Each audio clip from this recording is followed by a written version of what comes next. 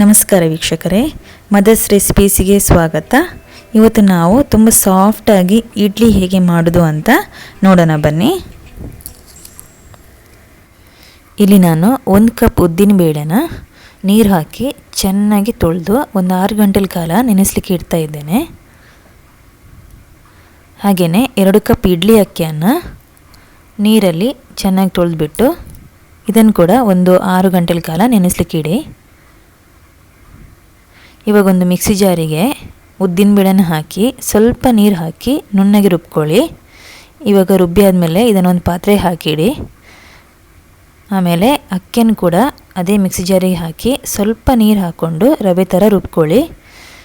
ಇವಾಗ ಒಟ್ಟಿಗೆ ಹಾಕಿಬಿಟ್ಟು ಮಿಕ್ಸ್ ಮಾಡಿಬಿಟ್ಟು ರುಚಿಗೆ ಬೇಕಾದಷ್ಟು ಉಪ್ಪು ಹಾಕ್ಕೊಂಡು ಚೆನ್ನಾಗಿ ಮಿಕ್ಸ್ ಮಾಡ್ಕೊಳ್ಳಿ.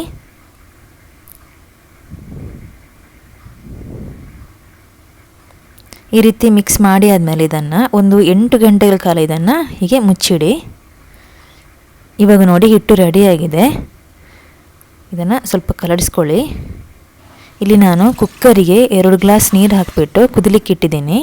ಹಾಗೆಯೇ ಇಲ್ಲಿ ಇಡ್ಲಿ ತಟ್ಟೆಗೆ ಸ್ವಲ್ಪ ಎಣ್ಣೆ ಸವರಿ ಈ ಹಿಟ್ಟನ್ನು ಸ್ವಲ್ಪ ಸ್ವಲ್ಪ ಹಾಕ್ಕೊಳ್ಳಿ. ನೋಡಿ ಇವಾಗ ನೀರು ಕುದೀತಾ ಇದೆ. ಈಗ ಇದನ್ನು ಇದರೊಳಗೆ ಇಟ್ಟು ಬಿಡಿ.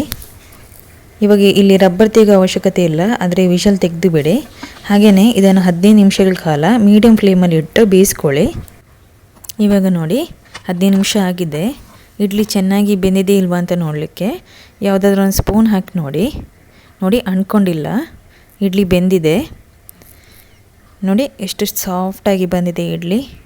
ನೀವು ಇದೇ ಥರ ಮನೇಲಿ ಮಾಡಿ ನೋಡಿ. ಇಡ್ಲಿ ಸಾಂಬಾರು ಜೊತೆ ತಿನ್ನೋಕ್ಕೆ ಇನ್ನೂ ರುಚಿಯಾಗಿರುತ್ತದೆ. ನನ್ನ ಈ ರೆಸಿಪಿ ನಿಮಗೆ ಇಷ್ಟ ಆದರೆ ಪ್ಲೀಸ್ ಸಬ್ಸ್ಕ್ರೈಬ್ ಮಾಡಿ, ಲೈಕ್ ಮಾಡಿ, ಶೇರ್ ಮಾಡಿ. ಹಾಗೆಯೇ ನಿಮ್ಮ ಅಭಿಪ್ರಾಯವನ್ನು ನನಗೆ ತಿಳಿಸಿ. ಧನ್ಯವಾದಗಳು.